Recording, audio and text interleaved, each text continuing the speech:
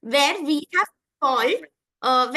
called 15 exceptional alumni who have made a lasting impact in the field of education.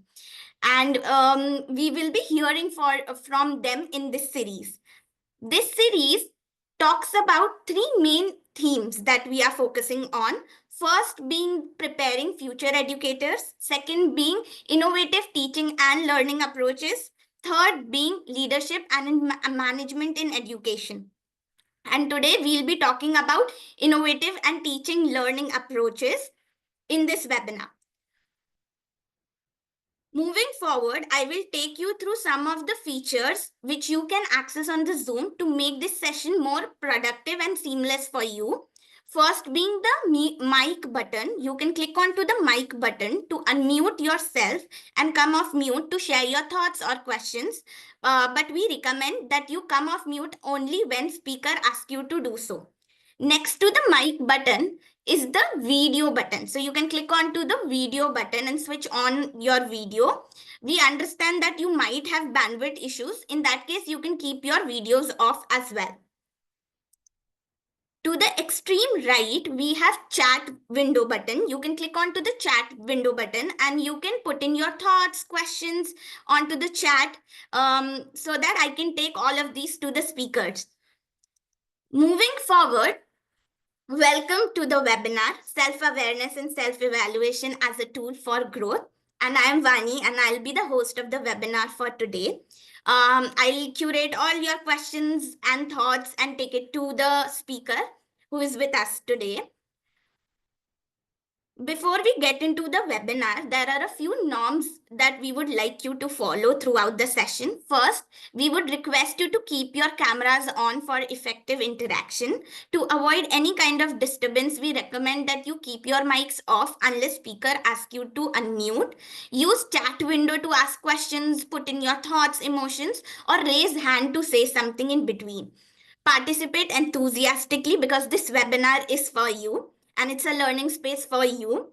Take active notes of your learning and please keep it as a safe space. Moving forward, let's meet our speaker for today. We have Venil with us. And Venil has been in this field for more than 15 years. She was a Teach for India fellow who joined the first cohort of Teach for India in 2009. After that, she had spent a decade with Teach for India, doing major roles like being a city director at Mumbai side. After that, she transitioned out. She worked in EdTech and did multiple roles in that. Currently, she serves as the Chief of School and Alumni at the Akansha Foundation, where she oversees the operations and outcomes across 26 schools in Mumbai, Pune, Nagpur, with overseeing the alumni support and engagement. Welcome, Venil, to the webinar. Over to you, Venil. And really looking forward for the experience that you are going to create for our audience today. Thank you so much. Hi, everyone. Very, very excited to be spending the next hour with all of you talking about evaluation, reflection, and different ideas that we can all use for ourselves and for our students. So I'm going to quickly share my screen. Give me 1 second. Yes. So we're going to talk about how do we use self-awareness, how do we use self-reflection and evaluation as a tool for growth. And we'll spend some time understanding how we're defining some of these terms as well. But before that, Vani gave a short introduction. I'll just share a few more stories of my journey in the space of education. So my journey actually started when I was in college. Where originally it started where I had to do social work while I was doing my bachelor's in life sciences. I was studying in St. Xavier's College. And they had a compulsory element of social work, and I was studying biochemistry, life sciences. I had no intention of doing any sort of social work, but the minute I started volunteering, I fell in love with the experience of teaching, and the impact I could have, the relationships I formed, and so much so that I continued teaching through my entire 3 years of graduation. Every day after college, I would go to this NGO and teach. And then when I was pursuing my master's after that in biochemistry, this after college time was something I really missed. And I continued doing that. So I started a after school center of my own called Let's Educate All Children. And we used to do a lot of fun stuff. You can see on the screen, right from field trips to art to sports to core academics, we were doing. And as I was finishing up my master's, the Teach for India program launched. And I saw the newspaper ad. I was doing this after college for 5 years now. So I thought this makes a logical next step to do it full time for 2 years. And I did the fellowship for 2 years. You've probably heard many stories from the fellowship. These are few pictures from my classroom in the second year of the fellowship. The first year was a big struggle, just learning classroom management. How do you get people excited to learn topics that might be complicated in a language they're not familiar with? So first year was very tough. But then gradually through reflection, through evaluation, through growth, it just kept getting better and better. And you can see glimpses of us doing practical learning from the textbook, really leveraging art, writing, making learning just really exciting, right? And that was what my fellowship was about. Lots of learning, lots of impact that it had on me, and how I was able to grow as an educator, and of course the impact I was able to see in the classroom. And then I went on, like Vani touched upon, I worked with a bunch of different organizations. I did an additional law degree in between. I also host a podcast where I interview change makers in this space. It's called A New Kind of Celebrity. And right now I'm anchoring the schools and alumni program at the Akanksha Foundation. So today we're going to talk about self-awareness and self-evaluation, right? This is something that is very close to my heart because I use this very regularly as a self-practice as well as a practice whenever I'm in a space where I'm teaching something and I'm training for someone, right? So very quickly, I just want to start with a nice quote that I came across about self-awareness. So it says, self-awareness is like having a superpower that fuels every other leadership skill. When you understand your own emotions, strengths, and areas of growth, you gain the ability to navigate workplace challenges more effectively. Right? So it's almost like that energizer, that superpower, how we sometimes take vitamins, right? That core building blocks that you need to have that accelerates and improves any other skill that you're working on, right? So that is what self-awareness can do. We'll start with first touching upon why are we even talking about self-awareness, self-evaluation? What is the real benefit of this? And I'd like to start not with why I think it's important, but with this researcher. His name is John Hattie. And he has this whole learning series. It's called Visible Learning. There are many books.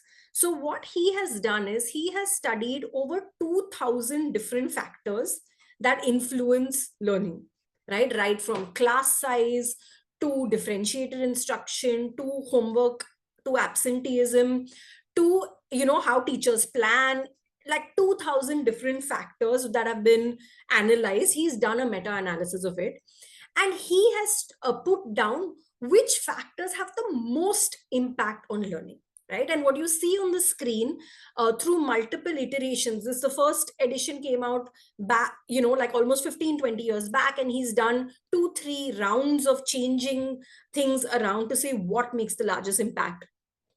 And consistently the top 3 pieces, if you see, that have year on year over the past 15-20 years shown to have the largest impact on student learning. First is what he calls teachers' estimates of achievement. And when you read the definition of it, it is basically, does the teacher believe that the students can achieve something ambitious, right? So it's the belief that the teacher has on whether the students can achieve something or not. So what is the expectations the teacher has of students, right? That is the number one factor. And this is something that seems obvious, right? If a teacher believes their students can do it, they're more likely to reach there. And if a teacher believes that no, somebody can't do it, they're less likely to reach there, right? It has the largest impact. The second largest impact, interestingly, is the flip of that. It's the word is collective teacher efficacy, which very simply means, do the teachers believe that they can drive impact, right? So the first one is saying, do I believe my students can learn and reach this ambitious vision? The second is saying, do I believe that I can drive that? Can I create that impact, right? That has the second most largest impact on student learning, right? Again, seems fairly simple and obvious that if I don't believe I can have impact on my class, the likelihood of me having impact is less. And if I believe I can, the likelihood is larger, right? So both of these elements of belief are linked with being more aware of ourselves, more aware of our strengths, and more aware of our gaps, so that we're more conscious in how we're thinking through whether we have belief or not, right? We're not just out of the blue saying I have belief. We're saying I have belief because these are the three strengths I bring into this role, right? So these are two anchors. And the third one is self-reported grades. They saw that when students were taking a guess on how they would perform on an exam, they performed better, right? So the students knew their goal. If they, before they gave the assessment, said, okay, I think I should get a 40%, I think I should get a 60%, they did much better than when teachers didn't ask them to think about how they were performing, right? So these were like the top three things that consistently over 20 years have shown to have the largest impact on student learning. And all of these in some way are linked to self-reflection, self-evaluation of teachers and of students. Another quick pieces, there's a lot of text on this slide, but we'll just focus on the words in blue if you want. But essentially, there's another research, and I've put the links here through the Firki team. We can see how you can get access to some of these studies. But essentially, a study has shown that student achievement is higher when students track their own progress visually, right? So not just track, but they actually graph it, they make a visual of it. So only if teachers track visually, they found the growth to be 26%. If students track, they found the growth to be 32%, right? So that is the difference they saw when students track, right? And that's where self-evaluation becomes important. The second study showed that students who did a self-assessment, who were reflecting on their progressing, how much have I gotten, what am I doing well, what am I not doing well, how can I improve, it led to higher student learning independence, right? And that's essentially what we're all trying to build, right? We're building skills, we're building knowledge, but we want students to be able to do this independently at home after the 10th standard. And they found that by students doing their own reflection and evaluation, the independence of learning was much higher. And finally, when students were able to set their own goals, figure out what is the criteria they need to meet the goal, evaluate their progress, reflect on learning, they not only showed an improved performance, but also an improved self-belief and confidence. And this is a virtuous cycle.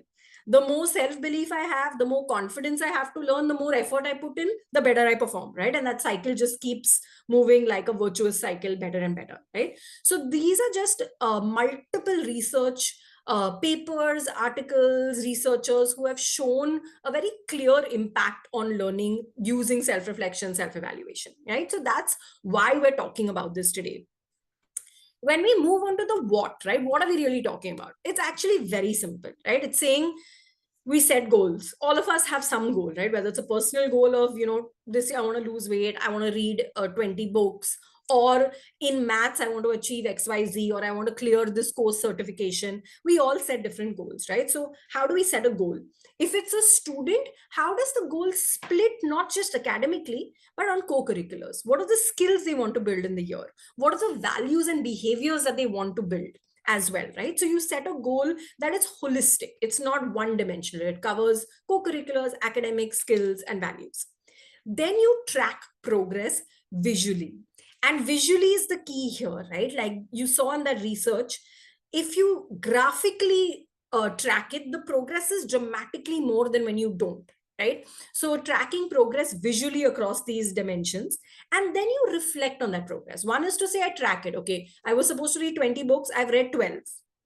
That's not sufficient. I need to reflect on, okay, what have I done well, right? What are my strengths? What are the gaps, right? Is my speed good? Am I picking up interesting topics? Am I able to go at the pace needed? And what are the gaps, right? Am I getting distracted? Am I doing Netflix too much and not getting time to read? What are the different gaps? And then what are my strategies for improvement, right? So when I reflect on progress, it breaks down into these two pieces.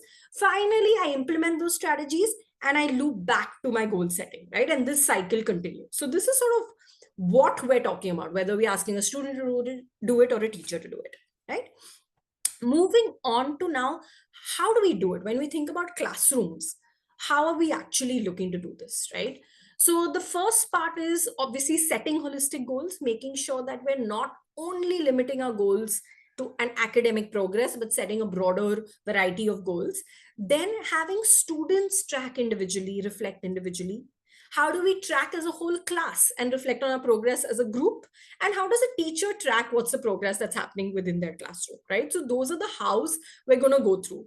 And what we're going to do is we're just going to see a bunch of different ideas that different teachers across the world, across India, have tried, right? We've picked just around 3 to 5 ideas for each of these, right? So this doesn't mean that you take exactly that idea. It's meant to just inspire you and to create your own idea, right? You can take one of these or you can make something of your own. So we're going to start with just goal setting, right? And how do we do goal setting? So these are, depending on the grades you're teaching, the students you're teaching, these are really fun ways to visualize a goal piece, make it really exciting for students.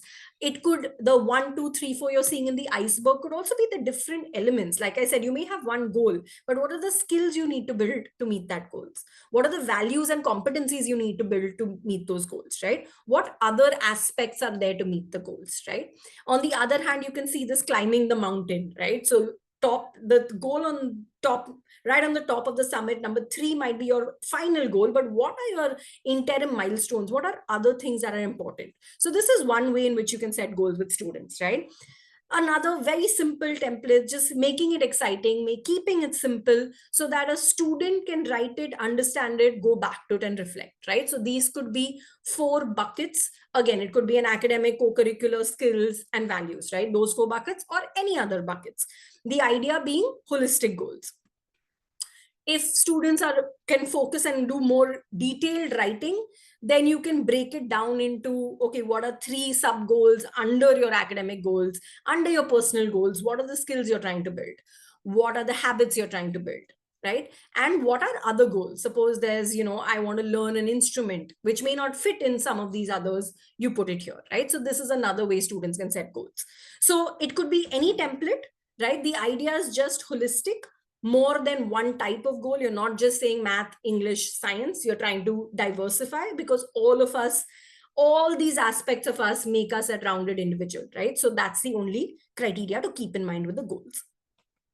Moving from goals, we go into student tracking reflection. I've set my goals, right? Many of us do this very well. New Year resolutions, or at the start of the year, we've set a goal, written it down. And then sometimes in the hurry and, hustle bustle of our work, we just forget about those, right? And we review it the next year when we have to set goals again, right? Instead of that, how do we make it regular?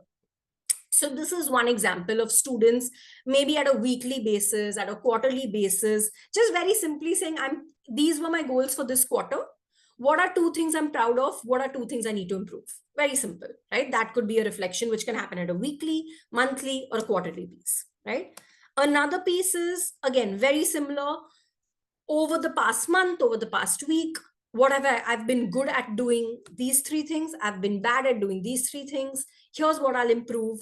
Here's how I will make these improvements. And if my plan doesn't work, what am I going to do, right? This is another form of students reflecting. The next one is, you can see this is at a lesson level, right? So let's say you've taught, in this example, they've taught an objective of prime factorization of numbers. And before the lesson, after the lesson, and the teacher analysis, you're ticking, I was able to solve this independently.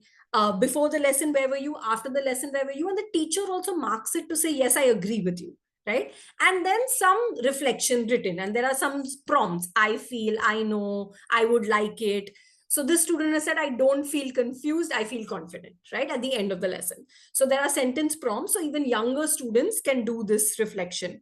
This is at a lesson level. It can be at a week level, at a month level. But the idea is it needs to be frequent. Only if it is frequent, we build it as a habit, right? Otherwise, it's a one-off activity that we'll do once and forget about it.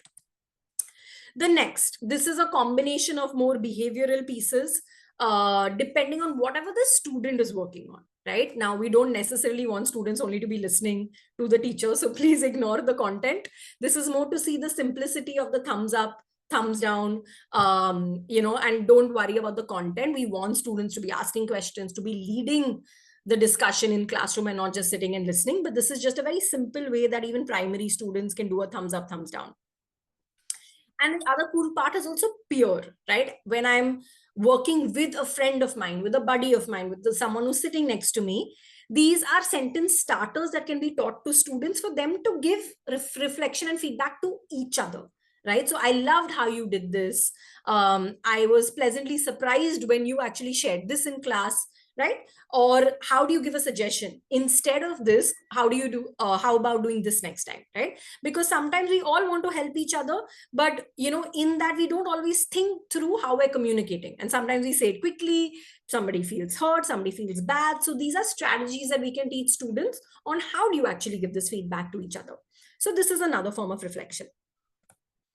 Now we move on to the tracking visually, right? So how can we do this, right? We do so many classes in a day, so many classes in a week. How do we actually get students to track things visually? So for an example you can use is if you're doing an exit ticket or an independent practice or a weekly test worksheet, can each topic have like 5 or 6 questions, right? So then you have a simple bar graph that's divided into 5. Through this, you can also practice math of not only bar graphs, but you can take out percentages, you can take out ratio, fraction. There could be many math pieces you can get them to practice on as they're tracking. And here it's a very visual way to say, okay, this is how I'm moving on my math. Let's say I was doing fractions. This is how I'm doing daily on my lessons, right? So this is one of the easy ways. Another could be, let's say you're doing it at a unit level, right? So they say at the beginning of the unit is the blue color, mid unit is like a pink color, and then you see a purple color. So on each objective that's covered for the unit, how has the student grown on the different assessments, right? And if you can see the photo on the right, students can maintain this in a folder of their own, right? So as soon as they get a paper back from you or their notebooks back from you, they open their folder, they color where they are on that, right? And they can choose different color codes based on their goal. If their goal is 40, if they've gone in above it, they color it green. If they're below it, they can color it a different color, right? Again, similar pieces. Some are more broken down qualitatively, right? So let's say you've made this graph. If you see in the bottom, student self-reflection, the question 1 is saying circle the units where you met proficiency and box the units where you haven't met. And if you didn't meet the goal, what worked, what didn't work, how are you going to meet in the next unit, right? So it's not just saying don't just graph it, but also reflect on it. This is a really interesting piece where students are not reflecting on their performance, on their achievement, on their progress to goal. They are reflecting and owning how they are feeling in that classroom, right? Whether they need help, whether they don't need help, so that the burden is not only on the teacher to figure out which students have understood, which students have not understood, who do they need to go to help. How do we have students take more ownership of that? So this is a color coded, it could be a dice, it could be a box, it could be like attached to a keychain, where it's a simple color that students know that if they move red and say I'm stuck, means I don't understand this yet, somebody needs to help me. It could be a peer, it could be the teacher, right? And blue means, okay, I've done this really well, I can be the one who's going to help other people, right? And yellow and green are in between, where they're getting it at different degrees. So this is a way for students to be more aware of how they are feeling in the class and ask for the support that they need, right? And they could also ask each other. So this is another way of students reflecting. When you're thinking about values, and we may not quantify it, but can we color code it, right? So here there are some values like open-minded, reflective, risk-taker, caring. It could be whatever values the individual is working on at that point, and then they're coloring the bubble, right? Green is if they're doing this all the time, and orange is if they're not doing it as consistently, yellow. So this is another way also to capture reflections. So these were all, how can a student consistently reflect and track on their academic progress, their skill progress, as well as values and co-curriculars, right? Now we're going to move on to how can a teacher track, right, in that same classroom. So we saw the 5 questions that students are putting. I'm seeing some annotations on the screen. Maybe that's by mistake, but that's okay. What we're seeing here is a very simple exit slip where if you want to do a quick check, but you can't carry 40 notebooks back, you just take an A4, tear it into 4 and do a quick quiz again with 5 questions. It becomes easy for the students to graph it into their book. It becomes easy for you to correct and to convert into percentages, right? It's either 20, 40, 60, 80, 100%. So this is, and they only write the answer. So this is one way that at least once in a week, twice in a week, if not more frequently, you can leverage and do quick quizzes, quick polls, surveys if you're using technology as well, right?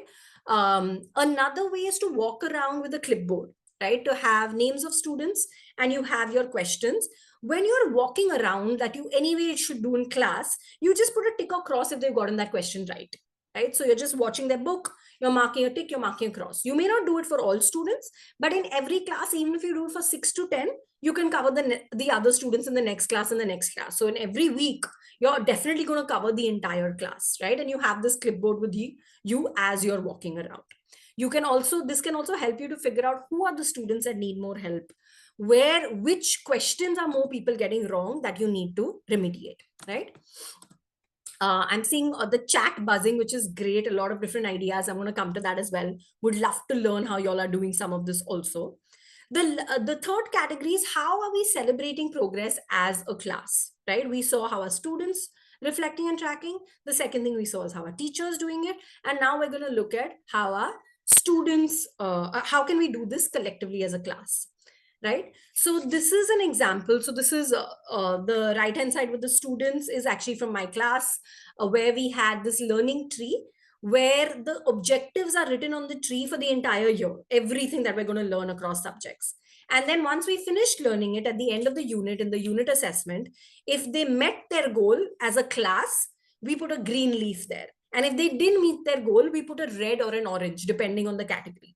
And then we spoke to the students about the concept of autumn and how the orange leaves had to fall down and a fresh new green leaf had to come. So they also knew if I was reteaching a topic, why was I reteaching it, right? So they would look behind, how are we doing? Okay, we need to do this again. And this is what I need to practice. So this is one way of doing it visually as a class.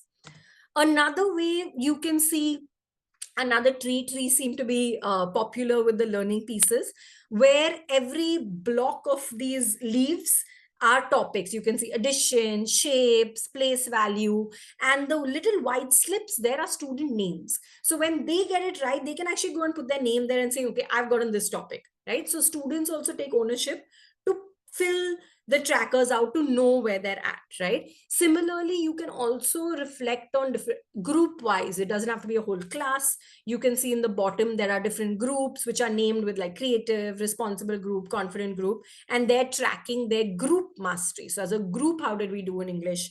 How did we do in math, etc.? Other examples, and the main piece of showing these is when you do it as a class, when it's up on your walls, it has to be really fun, really exciting and inspiring. Then more than you as a teacher having to do work, the students are excited to fill that out, right? Because it's exciting. So here you'll see again another tree. The apples are the fruits of mastery. Levels are if you're doing like a reading level or something, these are which level, and each block is drawn by the student with their name on it, and they move themselves up as they graduate. Similarly, you can see this painted wall with the giraffe. The bark of the tree is like a bar graph of the score. Similarly, towards the end, right? The number of books that they're reading, they move themselves forward. So the idea is, how do we make it really fun, really exciting? And how do we get each student to want to say, okay, I want to move myself here, so that they get motivated as well, right? The last piece that we're going to talk about before we stop and have a discussion and some questions is, we spoke a lot about how are we doing this in class, how are students doing it, how do we enable students to do it, right? For ourselves as educators, as teachers, in whatever role that we're doing right now, I've just put down 4 questions that we can anchor on for our own reflection, right? So the first one is saying, what progress have I made towards my goal, towards my objective, right? So this could be a big goal you're driving for the year, or it could be that class objective, right? It could be anything. How do I know? And this is where evidence comes in, right? So if I am saying I've made good progress, what do I mean with good, right? I need to say, okay, I was trying to do, if I'm taking a very simple example, I was trying to read 24 books. It's halfway through the year, I've only read 3, right? That's my evidence. If I'm in class and saying, okay, I was supposed to teach place value for tens and hundreds, and I was supposed to get 80% of my students to learn it, currently I have around 60% because I've seen that in the book, right? So how do I know is a combination of qualitative and quantitative evidence.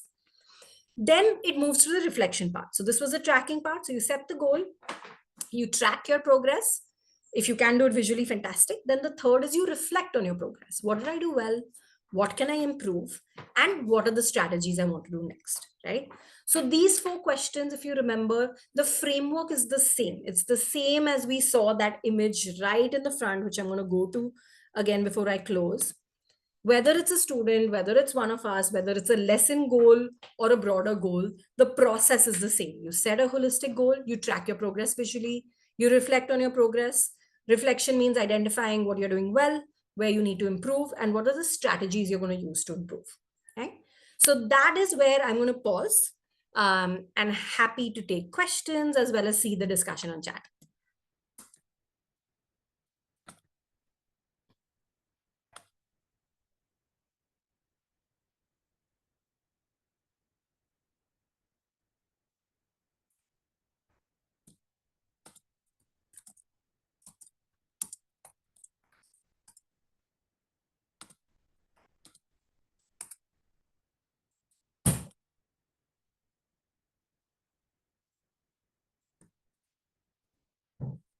We have Sunela ma'am who is raising her hand. Go ahead, ma'am. Ask your question, ma'am. Yeah, thank you so much for these wonderful ideas. I understand that a lot of rapport needs to be established, but I just had one question in my mind that with this visual tracking, can there be, some complaints from parents, like some children who are at the down of the ladder or like that? So how do we Yes. handle that? Yeah, that's such a great question, Sunila. And individual tracking definitely is a more personal piece, right? If they're just doing it in their folder, only they know. If you're doing it in the class, I think you've hit upon a very important point that you have to set that culture in your class. That growth is important, right? Instead of celebrating whether I'm at 80% or 20%, as a teacher, can we celebrate more of who made that 5% jump? Because sometimes I could be at 70%, but I may not make any movement. I'm consistently at 70%. Versus somebody at 20% has moved to 23, then in the next month has moved to 27, then has moved to 33, right? So the idea is, can we shift it to celebrate growth in class and not the absolute value? When they are setting their goals also, can the goals be different? If we set one goal for everyone, then yes, it becomes that the ones who are at the bottom will never reach there. So can the goals also be customized? Let's say you're doing a goal around how many books you want them to read. For somebody who's still a newer reader, hasn't built as many skills, maybe they're only reading 3 books in the year. And if they do 3, they have also met their goal, versus another student may be pushed to do 30 in the year, right? So I think if we're able to differentiate the goals, celebrate growth as opposed to an absolute score, but set the culture, regularly talking about it. So when you're setting your values in the class, we regularly talk about it. You celebrate those students' minor steps and improvements as well, so that the rest of the class also starts celebrating that. Yeah, thank you so much. I think it's a wonderful idea. I really love them. Thank you. Venil, we have one more question on the chat. What about the inactive or shy students who don't like to share a lot? Yeah, so I think one is, how do we have that individual time for them to reflect? So maybe they don't share it with someone else. That could be an option, to share it with your partner or share it with a large group. Suppose I was doing the coloring of the bubbles of my values. I don't have to share it with anyone. I can just do it for myself and keep it, right? So for allowing students to have that time and space to do it individually and have their own folder, so that it's only with them. They don't necessarily need to share. As teachers, how do we give a shout out to everyone? I think what's really important, what I value a lot, and whenever I'm working with large groups, I will always have a tracker where I mark who all have I shared a appreciation for. Even when I'm working with teachers, when I'm working with school leaders, I will always have a tracker, so that I'm not only appreciating the same people over and over, right? There are always those bright sparks, whether it's a student or teacher, who are always doing brilliantly. And we tend to then give them a shout out every single time. So how do we be cognizant also that we're sharing, consciously thinking of, has everyone received encouragement from me publicly as well?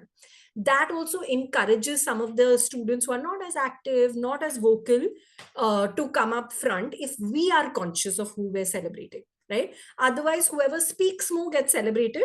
But if we are the ones doing the celebrating, we have that opportunity to change that narrative. So that is what I would do for students who are shy. Allow them to do it individually and make sure that I'm checking, have I celebrated all of the students sufficiently? But most importantly, authentically, right? We don't want to lower expectations. Just because I have to celebrate everyone, I don't want to say, oh, very good, you did this, when it is not good work, right? So I will hunt and look and wait for the moment, support them to get to that moment, right? So maybe I'm sitting one-on-one with them and they've gotten a big progress because of that, and I'm celebrating that, right? So how do I authentically celebrate every child? We have next question as well on the chat. The chat is going now. How can pre-primary students track themselves? Great question. I would love thoughts. There were some ideas that teachers have used across that could be used in pre-primary, but maybe we can have people respond to that question as well and share ideas. It would be really nice to hear. So please use the chat to share how would you do it in a pre-primary.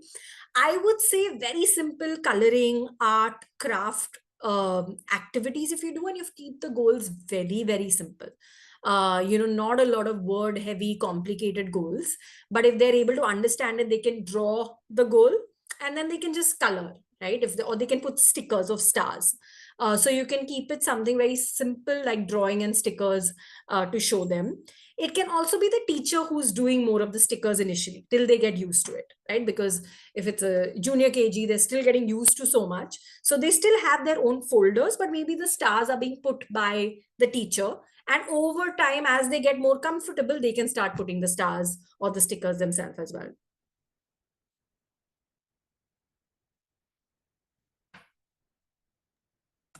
I hope it answered your question, because I don't know the name of the person though.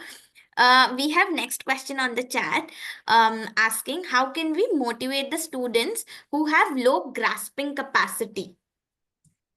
Yeah, that's a great question. And I really love that all the questions are coming for the pieces that are really, truly difficult to do, right? Whether to make sure how do we delicately do this so that it doesn't end up being that people who are doing well continue to do well and we're leaving some students behind, right? That's not our intent. So I would say that the focus would be on, can we identify what is an ambitious goal for each student? Right? And that can look different. If I take another example, right? If all of us on this call, we're 73 of us on this call right now. If all of us decided today that we're all going to run the full marathon of 42 kilometers, if I say all of us have to finish it in 1 hour, it's not going to happen, right? Each one of us has a different fitness level. Some of us have been practicing walking, running. Some of us have not been doing anything and sitting like me. So everyone can finish it, but might finish it at different times, right? I might take 4 hours. Vani might take like 1 hour, 20 minutes. Mubina might take 2 hours. Rupa might take 45 minutes. All of us will be different, but we've all met the goal, right? So how do we set a goal that is differentiated, so that the grasping power, because we will all have different speeds, right? Physically, some people will be faster in something. Somebody else is faster in mental processing, so they're able to memorize things very quickly. Some people will be musically better. All of us have different strengths. So if we set holistic goals, sometimes this gets balanced out. If we over index on one thing, so for example, if I only set goals on physical fitness, right, some of us will always be lagging behind and some of us will always be front runners. But if we had 5 goals for all of us on this calls, 73 of us, right, if we had a physical goal, fitness goal, if we had something about what is a new skill we're all learning, let's say a musical instrument, something around reading, something around problem solving, right? If we had 5-6 different goals, then Mahesh would be leading in physical and Shalini might be leading in the problem solving and Geeta might be leading in music and Sridevi might lead in something else, right? Then nobody has low grasping power. everyone is different and has different strengths and different gaps. So I think if we're able to have this conversation with students, if we're able to set that goal differently, approach the class differently, then everyone feels motivated, because everyone feels, okay, I'm good at something, right? I don't have to be good at everything, because nobody is good at everything. The problem happens because in schools, unfortunately, we over focus on English, math only, to the exclusion of everything else. So you could be the kindest, most caring person in the room, but if you're bad in English and math, that's it. Nobody cares about the rest.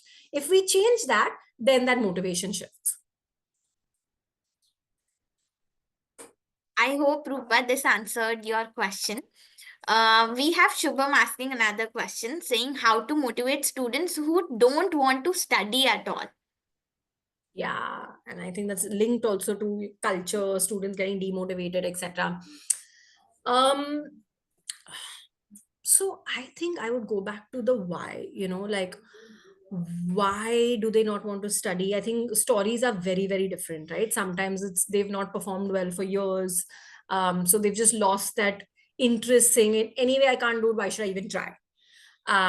Or if we've only focused on the few areas that they are not good at, which could be, like I was saying, English and math, right? After a point, many it's natural for any one of us to lose motivation, right? If we're consistently not meeting a goal, right? All of us try and do, let's eat healthier, let's be fitter, and January 1st we set that goal, and somewhere along the line some of us drop off, right? Many of us drop off. If consistently we drop off, we also stop trying. So I think that's just human nature. I would say, can we figure out what are the quick wins? Is there a really small goal that can be set, and can we support them to achieve it? Once they do that achieving, you see that shifting a bit. If I also go back to that research I was quoting, which said if students assess themselves, their self-belief and confidence also changes, right? So if we can get students to set, if they're totally like not interested, can we get them to set any goal that they want, even if it's not very ambitious, right? But if they set the goal, let them meet that, let's celebrate it, then say, okay, now let's set something higher. So I would say we need to, if it has been a long standing problem, if it's been like 4 5 years that the student is now feeling lost in the class, not performing well, demotivated, it takes a lot more effort, right? Then you have to sit one on one with those students. You have to understand what can get them excited again. So right now I'm working with a group of students in the 7th standard who still can't read cat and boy and the and all, right? But we're pulling them out of class and doing it in a really fun way that they're very excited now. So when you see them in their 7th standard class, they're totally lost and demotivated. But when you see them in this class with us, it's only 6 7 of them, they're getting all the attention, they're actually growing. So from day 1 to day 2, they can see, oh, day 1 I couldn't read this list, now in day 2 I can read this list, come on, let's go. So how do we make them feel successful, right? All of us put in effort when we feel like we're making progress. So that is what we need to shift, and say, how do we make sure that everyone feels like they're making progress? If not in one subject, in another subject, can it be highlighted? And then can we ask them to put in that same effort somewhere else, right? That's what I would say. I think Shubham himself is raising the hand. Go ahead, Shubham, if you have anything to share. Yeah. Thank you. Actually, you have given lovely insight for the answer, and I will definitely put all of them, and I have tried some of them. So, second, when I had a discussion with a higher grade student, they were like, anyway, we will going to get married after 10th or after 9th. So, why we are supposed to get, why we should get educated? Because education is not impacting us anyway. If we can earn, and whatever the daily needs we want to, we can satisfy by our own farming or doing daily wages. So they don't feel a rational of studying. So let's rationalize them studying and motivate them in order to study properly. Yeah, yeah. What an important point, Shubham. Like, till we don't see the purpose, it's not, you don't see the value, right? And everyone's reality is different. If the reality of the students you're working with is such that, hey, even if suddenly they score really well in math and science and English, immediately it may not make a difference to their surrounding. What will make a difference to their surrounding, right? And how do we make those linkages clearer, right? So I think that would be one, saying, is there something else that's valuable for them? Can we start from there and then bring them into the English, math, other pieces? The second is, can we give more exposure to different kinds of role models, right? Let's say I've grown up in a certain environment where everyone is doing a certain kind of a job. I naturally assume that that's what I'm going to do because that's all that I've seen. But if I see 20 other options, I'm like, oh, okay, this is also an option. And then if that is coupled with the teacher saying, oh, you know what, you're good at this, you might actually be able to do this. That's when the motivation comes to learn different things, right? Today, if you ask students to be learn how to be a content creator, very controversial right now, but if you ask them to be a content creator, everyone will go on YouTube and try and figure out. Most of our students today have a YouTube channel, have this, they have self-learned all of that. So there is high motivation for that, because for them, they're seeing the relevance. They're seeing that is what everyone does today. So it's our responsibility to say, how do we make things more relevant for our students, right? Today, if I'm going to teach them from a really boring textbook, make them underline, memorize some, king who's lived 400 years ago, when he died, what battle he won, it's natural to feel like, why am I even doing this? Right? So I think, how do we make it exciting? How do we make it relevant? That, okay, what is the connection you're seeing with that king and politicians today? Let's discuss this country, that country. What are the differences you're seeing? What is similar in the structure? Then it becomes interesting to say, like, oh, okay, yeah, let me compare. Okay, now if I say, let's look at kings, let's look at politicians, now let's look at our school. When you look at the principal, the vice principal, and this leadership, what similarities and differences are you seeing? Then it becomes a little bit exciting, it becomes relevant, right? So I think that point you brought up about relevance is really important. Nobody's going to spend time learning if they don't know how it's going to help them and it's not relevant to them. So that is like that number one thing we all need to, and sometimes it's tough, right? Sometimes some topics, it's really hard to explain why you need to learn it. But that is a really important starting point for anyone to have the motivation to learn. I hope it answered your questions, Shubham. We have next question in the chat, Vinil. A very interesting perspective Madhi has brought into the chat, saying that she would like to discuss what role do external factors such as community involvement, family context, personal interest play in shaping a student's performance, and how can these be integrated in assessment process? Great question. Great question. I think definitely context plays a really important role, right? And I think Shubham also spoke about some pieces of where context influences motivation. So I definitely think context is something we all need to be aware of. We need to account for and include in some way. That's where the relevance comes from. If we understand their context, we're able to make the connections. I think that's where it comes from. How to include an assessment, I think that's an interesting piece, right? Because if you feel the skills are going to change or the knowledge is going to change, let's say you feel like, given this context, I want to do 3 more things, or for example, the skills and behaviors I want them to do is slightly different, or I want them to take charge and lead some change in the community, and that's a goal I want to track as well. So you can definitely add in different goals basis the context. After that, the process is almost the same, right? You have a goal, you track it, you see your progress, but what goals you set may get influenced by the context. How much progress you're able to make also gets influenced by the context, right? Where you have a really strong partnership with parents, you can leverage time at home also in the same direction as what you're doing in your classroom, right? And where you don't have a strong partnership with parents, you may not get that reinforcement for people to do something at home. So it's about understanding what are the factors at play, what plays to the advantage, and what do you need to include in your assessment that needs to change.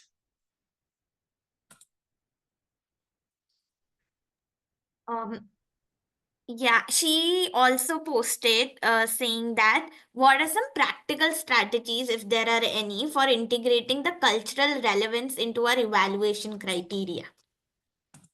Do you have an example of what you mean with cultural relevance? Madhya, if you can come off mute and say more about it, that would be great. I'm also seeing wonderful suggestions coming from the group as well on the chat. So everyone, please keep tracking the chat as well. Yeah, hello, am I audible? Yes, you are. Okay, thank you, Venil. That really was insightful the way you addressed the question I posed and all the other questions also. I'm learning so much. By cultural context, I just mean that sometimes in our classrooms, in our schools, in one single classroom, there are people, for example, let's say they speak 5 languages. There are 5 languages being spoken in, among a certain group of students in the same classroom. And it shapes their learning, it shapes their goals, it shapes their perspectives. Somehow or the other, as the educators or as the school system administrators, there is a Yeah, need that they work from their own limited yeah, understanding of context and culture. They are not able to put that across in a meaningful manner when they assess the students. And obviously mm, students also, when you understand one context and you neglect the other 5 context, yeah, it does lead to disparity. So my question is in general regarding this, creating more equity when it comes to assessment. So yeah. yeah, how can we be inclusive? How can we ensure equity when we do these holistic assessments, especially based upon their context, based upon, lots of things that we discussed, Yeah, the teachers yeah. also addressed. So please, I would love to hear your Yeah. thoughts. Thank you, Madiha, for that. Such a great point. I just love the questions that are coming up. So very, very thoughtful. So one I would say is if that can be built into the culture of the classroom, right? Like diversity, learning from different people. So when you're thinking about your classroom values and classroom culture, I saw in the chat also many people brought that point up that to do any of this, you need a really strong classroom culture, right? You can't have a culture where whoever's not made progress or at the bottom, other students are making fun of them, right? That can't be your classroom culture. Otherwise, you better not do this tracking, right? Culture and values of your classroom become very, very important then. So how do you one integrate the cultural context into those values and culture, right? What is the theme you're picking? What are the values you're picking? What are the behaviors you want, right? Maybe curiosity about others is a value you want to pick, so that intentionally you're saying, how are we learning about each other? In the writing class, the writing activity, we all have to do a writing essay on something, right? The Humans of New York, Humans of Bombay is very popular. Recently we had one of our schools, one of our Akanksha schools in Pune, CS MEMS do an activity which said Humans of Kasarwadi, which is the community they're from. And they went and interviewed people and wrote their stories, etc. So how do you make sure that in even before I get to assessment, right? So from the values, theme, how do you integrate it into actually core lessons? Right, when we're talking about diversity, how do you actually build lessons that incorporate some of these elements and make people value it more? Finally, when it comes to assessment, I think two things can happen. One is, are there any additional goals you want to add because of the cultural context? The second is, what are the other methods, right? We tend to default to paper pen because it's the easiest to set, it's the easiest to correct. So that becomes our default, right? But performance tasks, how can they show you what they have learned? How can they visualize and create a model? How can they apply? Like if somebody is saying, have you learned this concept? Maybe my English is still weak, or my Hindi is still weak, or whatever language you're learning in is still weak, that you can't write out your thoughts. But you can make a video about it. You can make a mind map, concept map around it. You can do a debate around it. So I think if we diversify the methods of how we're assessing, with paper and pen, I don't think we can run away from that. It's the fastest. If you have 30, 40 kids, you have one anchor, which is paper and pen, but you have the option to say for students where that's, that it's not going to capture their learning best, there are 3 4 other methods that they can show their learning, and they can maybe self-select and saying, okay, this is the method I want to show my learning, right? So teacher is saying, okay, I have one method, you write this paper and pen, it's easy for me. And one method the student is picking and saying, I think this will best represent what I have learned.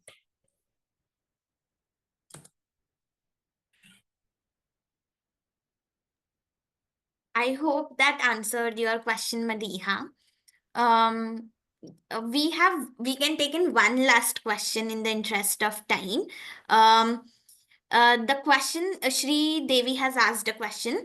She's asking, what can we do for the naughty students and that are disturbing other people in the class, and how can we track them, like their behavior actually? How do we track that and show that to them, make it visible to them? Yeah, yeah, I love that.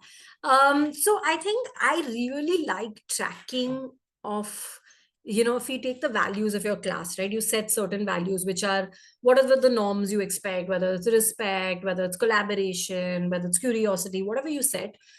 I find it really useful when that's broken down into certain, what will it look like in the classroom, right? What does respect look like in the classroom? What does curiosity look like in the classroom? Can you write it in very child friendly language? Such, and then when you see people demonstrating that, can you appreciate them for it? So appreciation works at least 10 times better than calling them out negatively, right? Sometimes you do need to call them out negatively. Sometimes you might want to do the warning board like it's in the chat. You might want to add a consequence as well. But what is more effective is when you praise, right? Even if you praise the next door person and you see how everyone straightens up, right? Oh, I love the way how Mubina is sitting. If Rupa is sitting next to Mubina and wasn't paying attention, suddenly she's attentive and she's looking at me, right? So I didn't have to say, Rupa, can you pay attention? So I have seen that saying the same thing but flipping it positively has literally a tenfold impact. So I would do more of that, and I would consciously keep. So visually, the reason I keep saying visual, visual, visual is because it becomes an easy reminder, right? While I'm teaching, suppose the expectation was when anyone is speaking, whether it's a student or a teacher, you will listen to them to understand, right? And let's say somebody is distracted, without interrupting the class, you all can't see me, but if I was in a classroom, I would just walk towards where the chart is that reminds them and just point at that, right? So look at the child, point at that. I don't have to say that much more, right? Walking around. So I think there are many small strategies. I don't think we'll have time to cover all of them, but I think there are multiple ways in which you can bring them in and engage them, right? Involving them in the process more, giving them a certain responsibility. I think there are different ways to do that. What I would say is definitely look at a balance of 3:1 positive to negative, right? If at all you do have to use a more negative approach and saying don't do XYZ, or I'm cutting this reward of yours, make sure you're compensating that same child with 3 positive, right? Otherwise it becomes a vicious cycle, right? You feel demotivated, you put in less effort, it doesn't really end up helping you. Thank you, Venin, for sharing that. I hope this answered your question, ma'am. In the interest of time, we will not be able to take any more questions. It's already 6:30, but we would encourage you to put in your questions if you had any in the feedback form, and we'll make sure that we get back to you with all the answers that you need. I would now close out. Thank you so much, Vinil, for like coming here and like giving us the time and sharing all of this. I feel that this session was more actionable. We could see a lot of strategies, lot of visuals that were coming in, and I really, really hope that our audience would have taken some of the trackers, some of the strategies that they can immediately like execute in their classrooms. And all the time the chat box was also flowing with like comments like wonderful session, wonderful strategies. So I really hope that they do take all of this, and they might get a like get a glimpse of how do we track students with different trackers that are there, not in just one way. Thank you so much, Venan, for doing that. Thank you, dear audience, for staying with us, for sharing your valuable questions. Pratibha has already shared the feedback form link in the chat box. You can go onto the chat box and click onto the feedback form link and fill in your feedback. You can put in your questions in the feedback form if you have any. We would get back to you with all of that. Yeah, I think we can close out. I can see Aramma ma'am's your hand is raised. If it's like a question related to technical thing, then we can take it up. Yeah, go ahead, Aram.